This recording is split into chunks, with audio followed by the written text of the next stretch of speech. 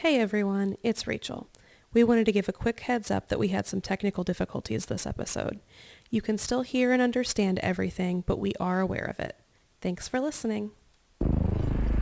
Hello, and welcome to True Horrors with Meg and Rachel. Every week we discuss a horror film and the true stories that inspired, influenced, or bear striking resemblance to them. Be warned for spoilers and adult themes. I'm Meg. And I'm Rachel. This is True Horrors. Hey. Oh, hey. I didn't see you there. I know, right? Just came out of nowhere. Just coming at you. Right out of the TV. Oh my God. So good. So on brand. Right? We actually spent just an incredible amount of time trying to get our mics and everything set up. It was a trial, but we're here. We're here for all of you. And we're stronger for it. We're here. So, Poltergeist. Oh Now, have you seen this movie before? Yes. All the way through? Yes. When did you first see it? I don't remember exactly. I think I was in high school. But one of the things that I realized as I was watching it is it's very good I didn't see it as a child because I didn't have cable growing up. So I had a lot of channels that were mostly snow or static. And I feel like this would have really upset me. I know I've seen it before, but I know it's only once. And I feel like I rented it. I feel like I Blockbuster rented it, which is what I've done a lot with a lot of horror movies when I was younger. But I also have not watched it so recently that I remembered it super well. Right. I knew what happened, broad strokes, but there were a lot of really fun details. I really liked the opening because I like how it opened up with something pretty creepy and kind of sinister. And then it was just like, we are in a suburban neighborhood. And I was like, I like that because usually movies start off with the whole oh, you're seeing the suburban neighborhood and it's so nice and the credits are rolling. But this I liked because you were already kind of on edge. Yeah. I was thinking, I can't think of a single opening that is more terrifying than this one. I guess we'll see as we go on because I don't think that either. I think a lot of movies try and lull you in, which is we know what we're getting into. We've seen the previews. And so it's I think a lot of times with horror movies, they try too hard to establish what a normal and happy everyday group of people this is. Right. As opposed to, we don't really need that. Sometimes I just think there's not enough trusting the audience. We don't need that. I love that dog, by the way. I love that dog was just going around stealing everyone's food. Yes. I love all dogs. The dogs are always the best characters of anything. So I liked that a lot. And I think they did a good enough job of establishing the family in the next shots, but you already knew. So I feel like you were more invested. It's not like you're waiting for the everyday stuff to get over and is where is the haunting? Right. That's something with a lot of horror movies that I think don't take off as well, that are trying, is when you go to watch them, you realize that they spend so much time doing what they think is building suspense that you're sitting there okay, when is the first haunting? When is the first haunting? And you don't want that. I felt very invested and I got really excited when I saw how early things were happening in this movie. Yeah. Also, the thing that's really interesting to me is you said that you had seen it, but not so recently that you remembered it. And I feel like I remembered so many things that happened in this movie, even though I'd only seen it once, which is a real role reversal. Oh yeah, definitely. But I feel like the only reason I remember it so well is that it's been parodied so many times. I remember so many elements of it because I've seen them 1,000 times, just not in this movie. And that's the thing really of why this movie's so classic and why it's up there, is because it's something that's really stayed in the public consciousness in such a powerful way. I did though. Oh my God, that girl is so cute. Just cute. Putting the things in for the bird. I was okay, yeah, I get it. She's so cute. It was just so sweet. And I was you're really roping me in there, but in a way that feels natural. They're not trying to oversell you on this girl's cuteness. She just is in the way that young kids are when they have that kind of innocence. Did you notice how much Darth Vader stuff that kid had? So much. It was everywhere. It was Darth Vader. I was like, okay, he's chosen his side. He like sure has. He had a poster of Darth Vader. Okay. But his jacket was Chewbacca, like the one that he throws over the clown doll. So like he seems to be a little conflicted about what side he's on. Speaking of which, I wrote down there's no good reason for them to have that clown parentheses. Do they hate their children? Yes, for sure. That's the only reason anyone would have that thing. And the fact that they put it on a chair facing the children while they sleep. I would have burned the entire house down much earlier. Like, next time I go to your house, I'm just going to bring a clown doll, sit it next to your bed to comfort you, watch you while you sleep. You're not going to wake up in the morning is what's going to happen. Side note for everyone, when Rachel and I did live together, I have the statue of a gnome, and Rachel takes a while to wake up, whereas I'm a morning person. Like when I'm up, I'm up. And so she'd always like get up, go to the bathroom, get her contacts, and I would put the gnome directly outside the bathroom multiple times. Like this happened, but every time she'd be like, I forgot. That's how she'd say it. I tell that story whenever anyone comes to my apartment and comments on that gnome. I'm like, funny story about that gnome. I did it so many times. But no, that clown was really creepy. And how low is the bar for heterosexual couples in horror movies that I was just like watching this? I was like, oh, wow, they actually like each other. I know, right? Like they're actually not like so many of them that starts off, you're like, oh, and there's conflict between the husband and wife because like, whereas they were like, they were smoking weed, they were joking around, they were having fun. Like I was a little bit concerned because I was like, are we not worried about the whole her talking to the TV thing? But then I realized she thought it was sleepwalking. Because I was like, what was that? Was that like a preview? Is that not actually happened yet? Like I couldn't remember, but then they did talk about it, which I felt like was in a really natural way. And I liked the use of music. I felt like there wasn't too much where it's like, sometimes I feel like when I'm watching horror movies, I'm like, oh, the scary thing's about to happen because they amp the music up to such a point that I'm like, it's not adding to the experience. It's like a giant, like waving advertisement that something's about to happen. Yeah. And that can kind of take me out of it. Which I think we can blame on Halloween because it had such an iconic soundtrack. But also that music plays all the time, whether something scary is about to happen or not. So you legitimately don't know when it's coming. It's just like, oh, here's a moment, here's the music, and then nothing happens. It's so like his theme music. Yeah. It's like his theme. It's like more than anything else. He's just walking around with a boombox, playing it.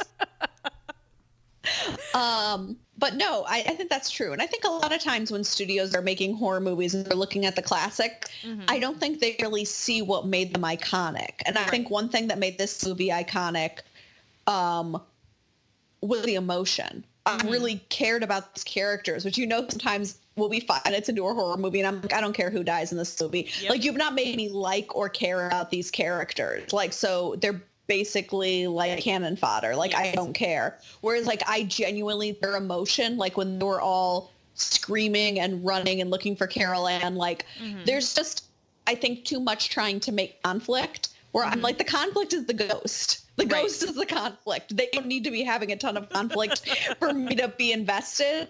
But like I felt emotionally attached because they were emotional about the situation, which I think makes it feel more like this could be something that could happen to you. Right. Like a lot of horror films are like a hodgepodge group of people, and that's like they don't have any connection to each other. That's a great point. But this is like, it's a family and they feel like a real family and they love each other. And it's just, I can't believe the crazy dead bird. I can't believe that foreshadowing. I know, right? It made me angry. I was just like, wow, okay, you win. It didn't make me angry, but I did make a sarcastic comment to my TV about it. I was like, foreshadowing. Like, I don't remember. See, that's the kind of stuff I don't remember. Like, I could have told you the plot points, like the tree and all that kind of stuff, but I didn't remember that piece. And I also don't remember how funny this movie is. And like, not in a joke way, but in the way they use the poltergeist. Like the fact that she's like, the mom's kind of a hippie and she's like, we're connected. Da, da, da. And then it's like, the poltergeist is like, snatch your kid. No. Like, just the amount of times when he's talking to his boss and the piano moves, or when a woman who's the paranormal expert is like, well, we don't know if this is the haunting, and the coffee cup and the coffee thing moves. And I was like, they didn't like that you said that. Like, like those moments are best one though. And I'm jumping around a little bit. The best one is when they first get to the house and they're taking them up to the kid's room. And the one guy who ended up sticking around is like, there was a car and it moved and it was like 7 hours and it moved. And Craig T. Nelson is just staring at him in the OG looks in the camera like he's at the office moment. I'm just like, oh, and then just opens the door. I'm like, that moment is so funny without trying to be, because it's just like clear that these three individuals study this, but they've never seen anything like this. And he's just like, oh, he's like, oh yeah, you couldn't see it with the natural eye. And Craig T. Nelson's just staring at him. Yeah, it was super great. I loved that. So I did not remember this movie being that funny, whereas it was like, it had some really great funny moments. How much of a red flag is it if there is a extreme weather event at your house and none of your neighbors experienced it? I would be gone so quick. Oh He's my just God, like on the phone, like, it was like a 6 point whatever. And I'm like, leave. Leave. That glass, the bottom just shattered. Again, these little things happened, and I'm like, there's no explanation. Like, there's no, I'm glad she took the chair seriously, because it was like, there isn't a reason for this to happen. Get out. I almost feel like the ghosts were like, okay, this woman is clearly not taking us seriously. What is going to convince her? Chair sculpture. Well, and it's also funny because she like pauses and is like, did you see the people? Carol Ann's like, nope. And Carol Ann, she could not have cared any less. Like when she was doing the whole chair thing, she's like, Mom didn't make dinner. I'm like, priorities. She's like, I want pepperoni pizza. I was like, I would die for this kid. I love this kid. Like, but when the ghost moves the chair, I guess Poltergeist moves the chair, and Craig T. Nelson is, and Carol Ann is just like not caring. She's like, I want pepperoni. I was like, yeah. Priorities. She's For not real, bothered. though. Well, I mean, they talked to her, so she probably isn't too bothered. No. I wrote down, it wants your kids. Oh, for sure. Well, I kind of wonder, did it actually want the son when it took him in the tree? Did it want both kids, or was the son a distraction? Like, did it want both, or was that like a red herring? Like, I was left wondering that. And why doesn't it care about the older daughter at all? It really doesn't. See, I remembered in my mind, I thought it was her who ends up in the pool with the dead bodies that are actually dead bodies. I thought it was her who ended up at the pool. I totally forgot that she didn't show up until they are literally like, get in the car. Yeah. But she had good emotional reaction. She wasn't used as like a bratty teenager. Like she was clearly extremely distraught. Yes. By what was happening to her sister. And so like, I get that by her being like, I have to stay at a friend's house. Yeah. Personal note. It's the scene where, you know, the tree is trying to eat him and Carol Ann's screaming, but no one can hear her because of the storm. And I have this thing that a friend gave me, like one of those wooden placards you hang on the wall that says hope, and it fell down. And I jumped, and I was just like, it's fine. Whatever. So I was going to ask if you got holy water, and then I realized that's a ridiculous question to ask you. Do you have an equivalent of holy water? I have like Stars of David, and like it's Hanukkah. I have to hope that if I light the menorah. Yeah, we obviously to our listeners, we've taped these in advance, so it's the first night of Hanukkah tonight. So when I light my menorah, hopefully that'll keep the spirit. But like logically, I know it's because I chose to hang it on like a natural screw that was in the wall, and so when I hung it, I remember being like, this is a little precarious. So it's probably that like my neighbors slammed their door and there was a vibration through the apartment, but it was so crazy because it was right when everyone was freaking out in the movie. I was just like, okay. I definitely would have had to take a minute, like just to cope. Just be like, come on, Poltergeist, don't be like that. I have found that sometimes, so like I have a door that pops open a lot because it's a really old house and it's been painted a bunch. And when it's popping open a lot, sometimes I will be very polite to the ghost and ask it very nicely to stop doing that. And a lot of times that seems to work for some reason. They're just looking for politeness. Exactly. Like they're just looking. And I also let them know how much I appreciate it when they're not doing that. Because, like, it's in my bedroom, and I'm like, I want to go to bed. Please stop opening the door. Yeah. This particular poltergeist in the movie, I mean, that's the thing, is there was like the ghosts of the people who were pissed off about being disturbed, and there was like the beast, which doesn't get a ton of explanation. Sometimes when I watch movies like this that took place like in the 80s, I'm like, how freaked out were people by some of these special effects? Right. Like the first time when the hand reaches out of the TV, like I know that when they did some viewings of Paranormal Activity, they taped the audience. I would love to see that for something like this with Exorcism. Yes. The Exorcist. I knew what you meant. I know, but I didn't want someone to be like, the movie's called The Exorcist. I know that it's called The Exorcist. That's a good point. Like, might as well just self-correct on the fly. Yeah. I'm seeing what else I wrote in my notes that wasn't just like, at a certain point, I was just kind of like, What did you write that you're laughing at? I just saw one note that was like, this is the kind of face ripping I don't like. So, just for a little background, you know that scene in Captain America where the Red Skull rips his face off for the first time, revealing that he is the Red Skull? That's one of my favorite moments in all of cinema. And I really like face-ripping scenes, but not when they look like this. No. It's got to be the whole face, and there needs to be a face underneath it. Yes, that's what Rachel's aesthetic is that moment. Also, that's a similar moment happens like that in Winter Soldier. Yes. Which is also, like, we're hoping for another, that hat trick in the second real. Infinity War. Someone just rips off their face. Also, fun fact, I've started rewatching Star Trek Deep Space Nine, and within the first couple episodes, the same thing happens. Face ripping just seems to be an integral part of things that I love, and I don't know how. I like that the dog pieces out. Boy gets sent to this grandmother, and the dog looks back, and he's like, nah, fuck this shit. Yes. Like, I was like, wow, your dog is like not having it. I like to think that in that moment, the dog is like considering his duty to the family, and he's like, still no. Nope. I've served my time. I'm an older dog. I felt so sad when it started attacking them all again, and Carol Ann was just like, no more. I was like, she's a baby. Also, that mother is an icon. She was so just like holding it all together, holding the family up, and she's going in after her kid and like trying to fight these things. And it's like, it's crazy. No points to the neighbors who see something awful is happening and just leave. Yes. No points for you. Nope. Also, at the end, when Craig T. Nelson is like, you moved the headstones, but you didn't move the bodies. Why would you do that? I'm like, money. Money, yep. Like that's because you're upset, right? You get why he did it. It's greed.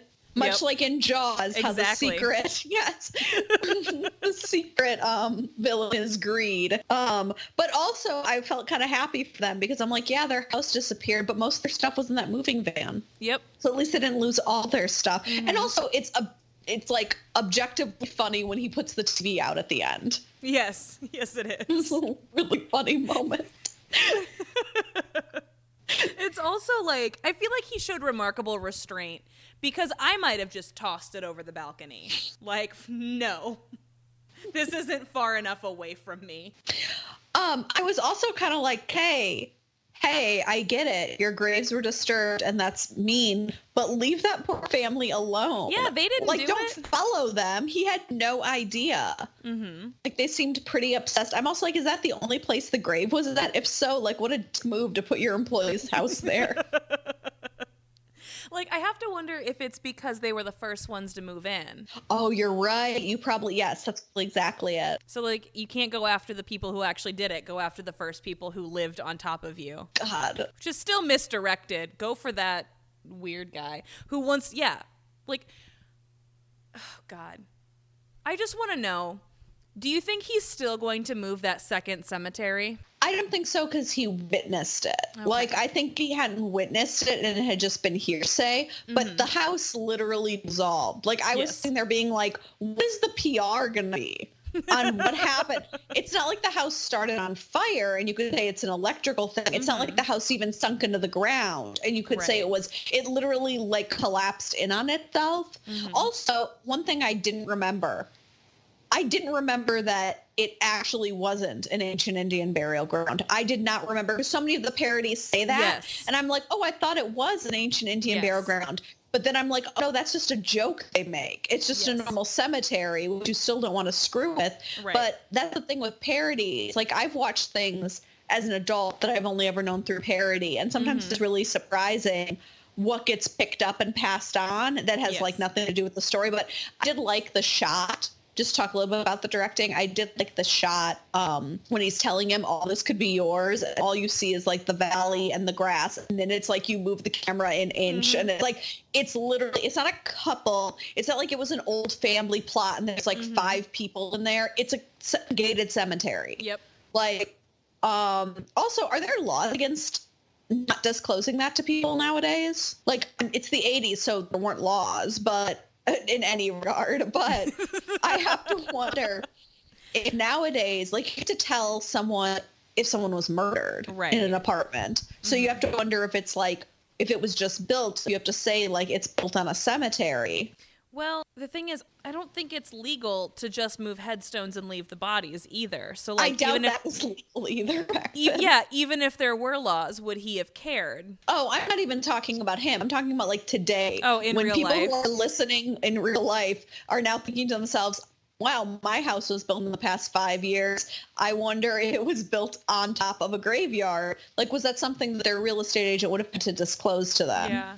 I do know that there are laws, I want to say in Savannah, but I might be getting this wrong. I do know there are laws somewhere where if somebody asks you if the house is haunted, you have to say if there's ever been paranormal activity. And it's somewhere super haunted, which is why I think it's somewhere in the South. New Orleans, maybe? Maybe. It's either like Savannah or New Orleans, where it's like you have to say either way. Any final thoughts before we transition? No, not really. My only final thing is that no one was murdered in this movie, which again goes to the idea that like in a lot of the classic horror movies, people don't die. Whereas I think we've gotten on a kick in the past. I think we're getting away from it. It's been a pretty stellar like past 2 years for horror. But there was like this idea at one point where it's like there just need to be a very high body count for people to be scared. And that's not necessarily what scares people. Some people are, but it's not necessarily like this movie is, I can see why it would have been very scary and it does stay with you.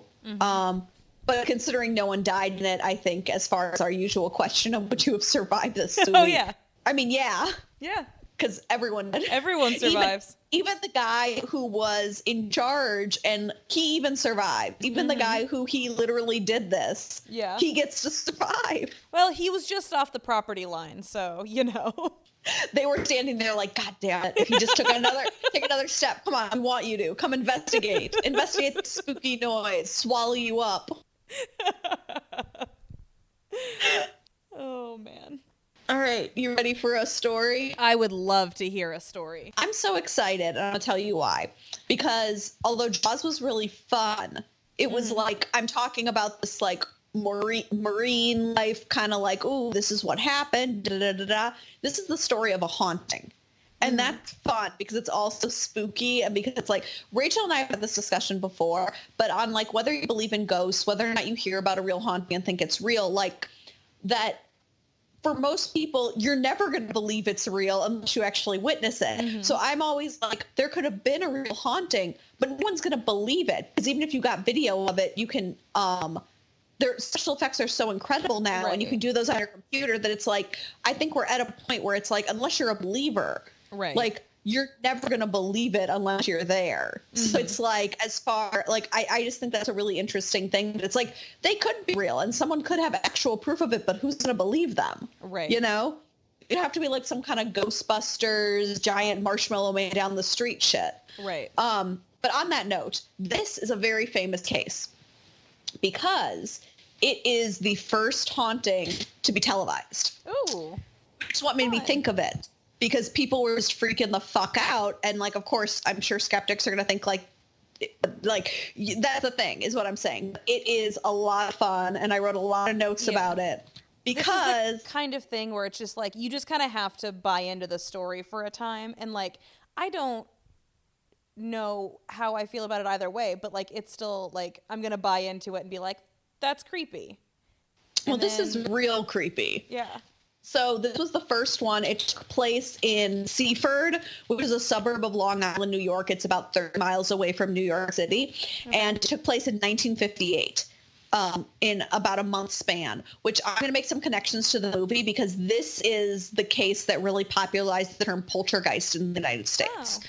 So when they say it could last and then just go away, I felt like that was kind of a direct reference to this case because this case was a little over a month. So it was the Hermann house. James Hermann, his wife Lucille, and their two children, 12-year-old Jimmy and 13-year-old Lucy. Yes, they did name their children after themselves, both. But James was not at home when it all first started on the 3rd of February. And what ended up happening that his wife and his children told him when he came back on the 4th was that all around the house, all of these different products that had caps had popped open and their contents had been spilled. So some of the things were bleach in the utility room, starch in the kitchen, shampoo and medicine in the bathroom. So these are things with like secured caps had blown, and holy water in the master bedroom. They were very Catholic. Obviously, if they've got holy water in the bedroom. Master bedroom. Only a Catholic would do that. Well, first of all, holy water is only a thing in the Catholic Church, but still. In the master bedroom. Yes. So Herman comes home and he really doesn't think much of it. He thinks it was the heat or some kind of pressure, some kind of house moving. He's like, that's weird. And like, now we got to get new shit and clean it all up. But like, that's whatever. So they all just decided to write it off. Like everything that I read is, and I'll do sources at the end, but everything that I read, they seemed like a really nice family. Like the parents do everything in this situation to try to keep things normal. They were respected. Like they were just chilling. But then 2 days later, it happens again. And they come home from school, the kids do. And all over the house it has happened. And this includes also a thing of nail polish, which that was weird to me because I don't really know how they kept nail polish in the 50s. I was thinking about how they're like twisty, but it's not even popping. It would have to twist. Right. And some rubbing alcohol, more bleach, detergent, starch, and again, holy water. I had questions about that no one could answer. Like, did they go get new holy water? Or was No, this they holy just water? had a lot of it. Yes. Like, what? You open the closet and instead of like shoes, it's just bottles of holy water. Or it's like you pull open the sock drawer and it's socks. You lift up the compartment and it's bottles of holy water. So again, they kind of write it off. And then it happens a third time. And that's when James Hermann gets a little frustrated and he thinks his son is doing it. His son's very smart and he thinks his son's doing it. So he basically stalks his son for the weekend. And then it starts happening on a Sunday. And so he bursts into the bathroom on his 12-year-old son who's brushing his teeth. Oh, good. And how old is the son? 12. Okay, yeah. Oh, good. And he starts yelling at the son. And the son is yelling like, I'm innocent, like, I didn't do this. And while he's yelling at him that he did this, I want to get this right because, okay, so they are yelling at each other. He's brushing his teeth. He's got the foam all going. He's like, Dad, I didn't do it. I'm 12. And he's like, this is some bullshit. Like, we have to buy new bleach. We have to go get, more holy water out of the holy water drawer. And while they're talking, a bottle of medicine slides across the sink and falls to the floor. And then a bottle of shampoo slides across the shelf and falls to the floor. Oh, no. And he, like, pulls his son out of the bathroom and, like, tears it apart looking for wires. He still is like a skeptic and he doesn't find any. And that's kind of where the story takes a turn because he doesn't know what to do because he just witnessed this. So he calls the police. Okay. And the police wouldn't have come, except they said he sounded so panicky and people in town knew this man. Mm-hmm. And so he was a reliable source and he was freaked. So the first guy comes out is Officer James Hughes. Now, just a side note, he does not stay long in this story, but that is the third James. This is the third man named James in this story. And after the whole Frankenstein thing, like, I was like, stop it. Why does everyone, were there only 10 names before 1960? Yes, that's exactly what I was about to say, is new names weren't invented until the 60s. So Officer Hughes is going around and he's like, like, let's just investigate this. And then a bunch of bottles, which they started calling this the hopper incident. Like, that's what they referred to the poltergeist, because it would pop the tops off. Well, the tops pop off of a bunch of stuff and the tops shoot straight at the officer. Oh, no. And so he's like, I'm going to go get a detective.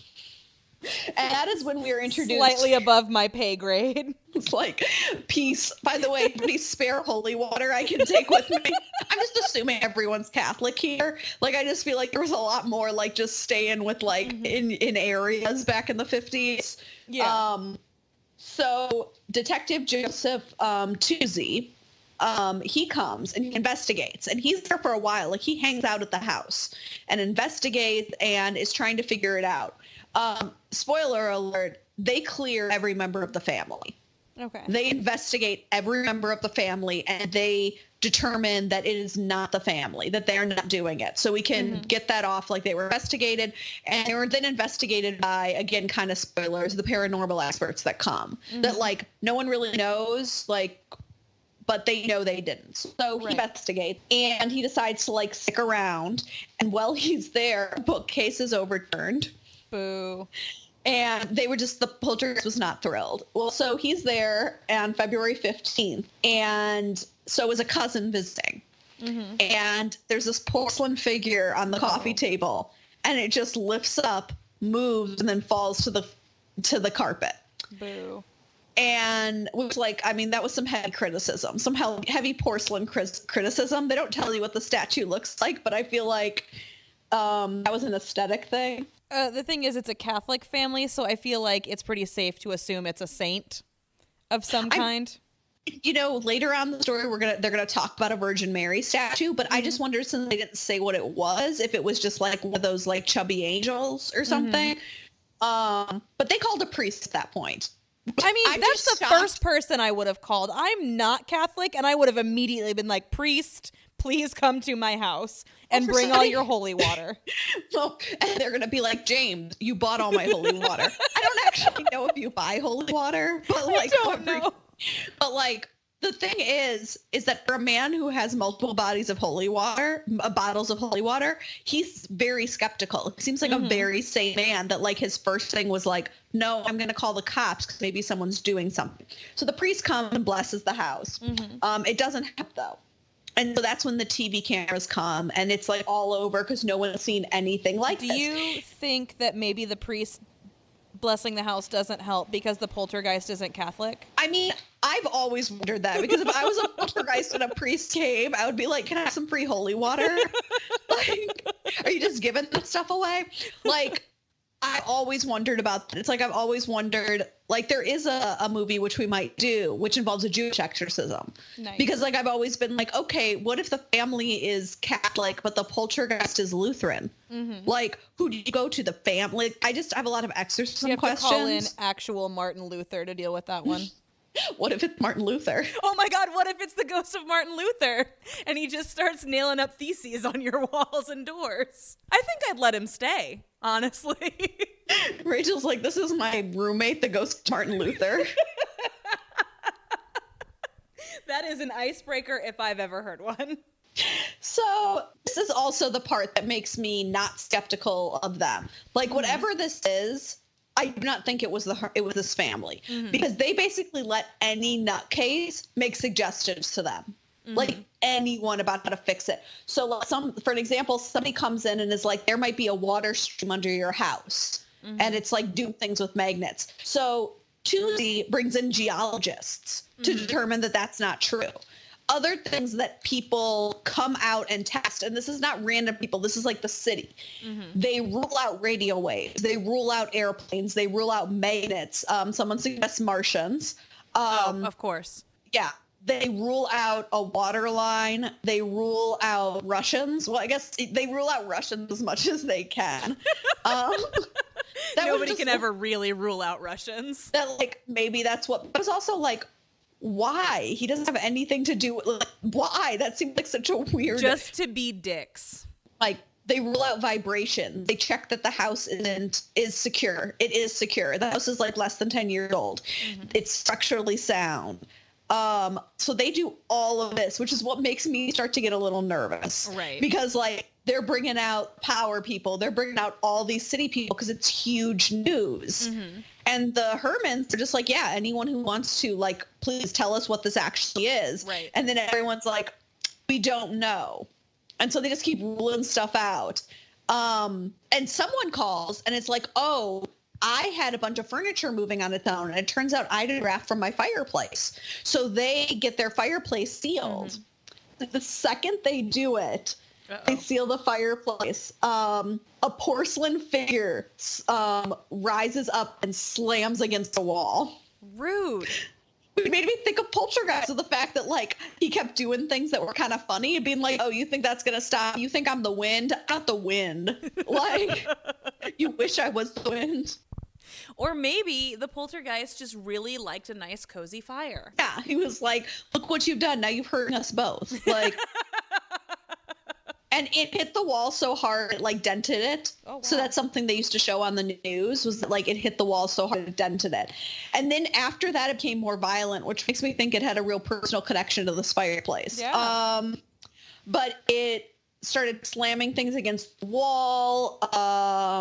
And that's when they left for the night, because it took, like, a bowl of, it was something silly that was in the bowl that I was like, okay, but it slammed it into the wall and it, like, came close to hitting Jimmy. And that's when they were like, we're going to leave for a night. They only left for a night. And when they came back, a bookcase fell. So they were not thrilled, the Poltergeist. And then, like, a record player went flying. Like, I'm just listing all these crazy things. A globe almost hit Toozy in the head. Oh, no. So this investigator's just chilling there. And, like, he just keeps getting things thrown at him. A large glass centerpiece, which I also wish I knew what that looked like, dented the crown molding. No, not the crown molding.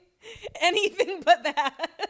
And here's something I thought was hilarious that this article made a note of. No one ever tried to communicate with the ghost. Oh, come on.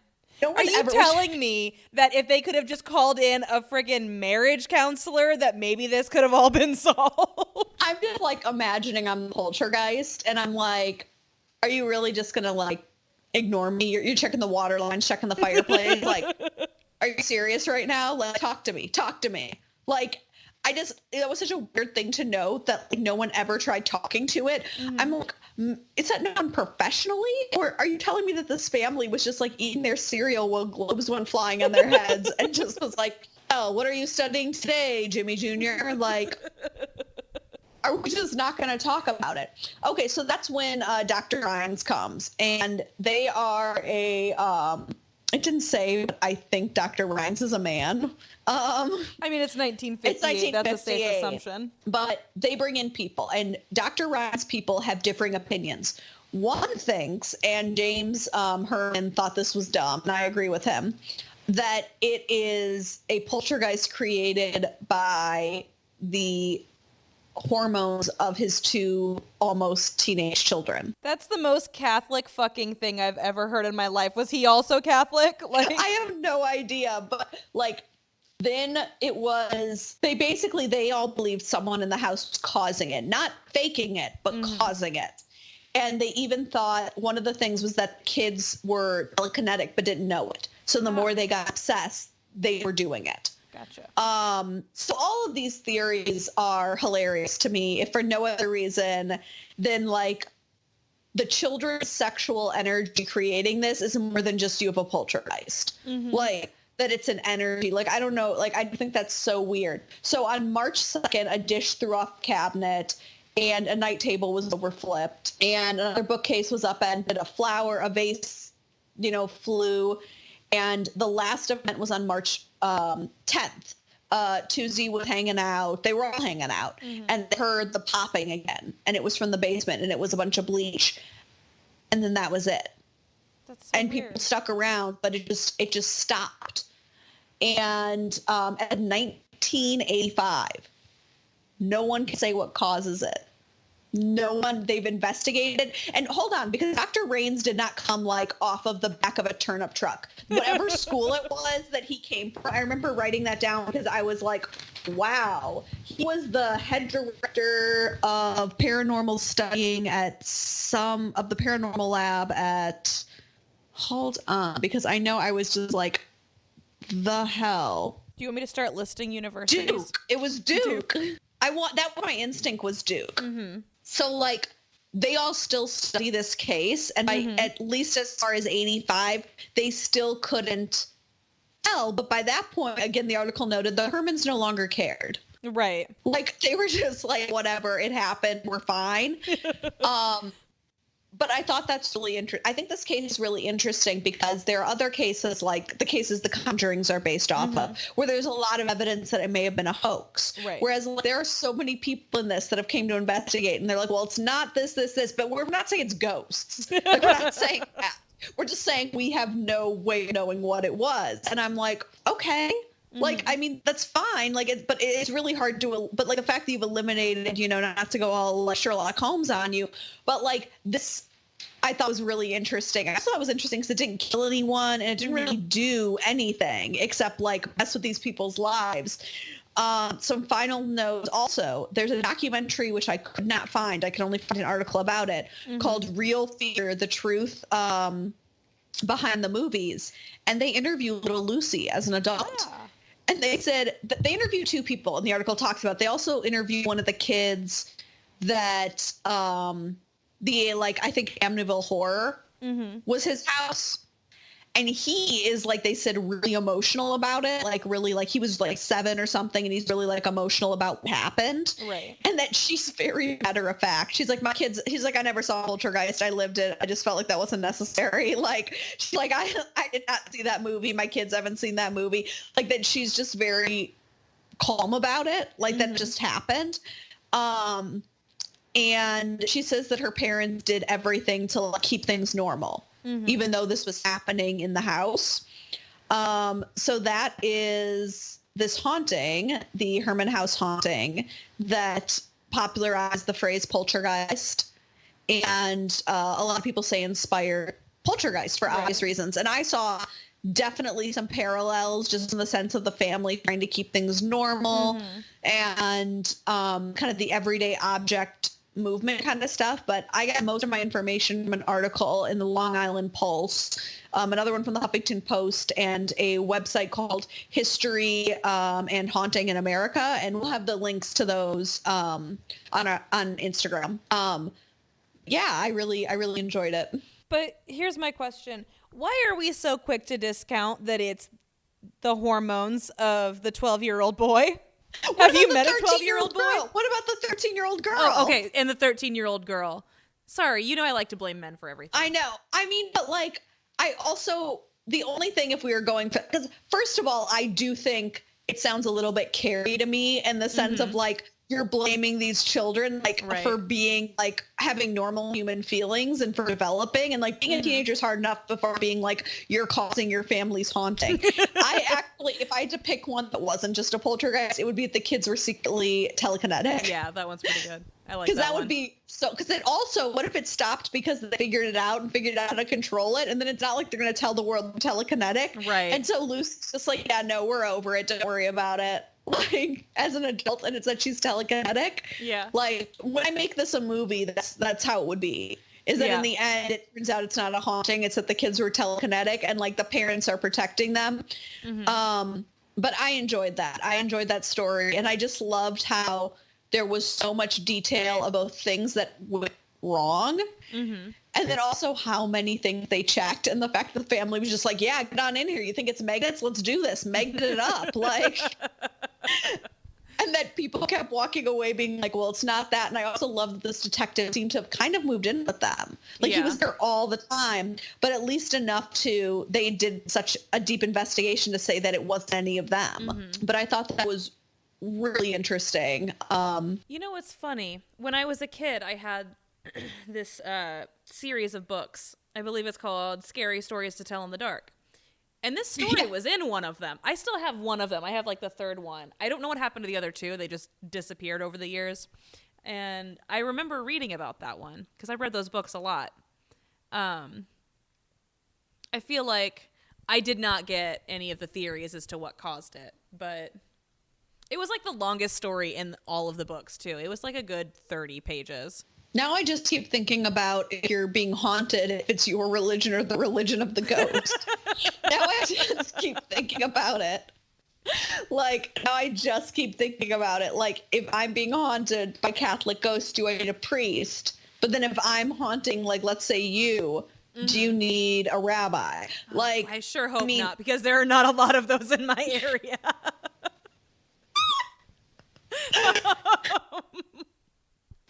I also did plan on haunting you. Oh, well, I mean, maybe in like a Caspery way. Which is, by the way, a movie that I did not see until I was an adult and was like, wow, this is a super bummer. Yeah.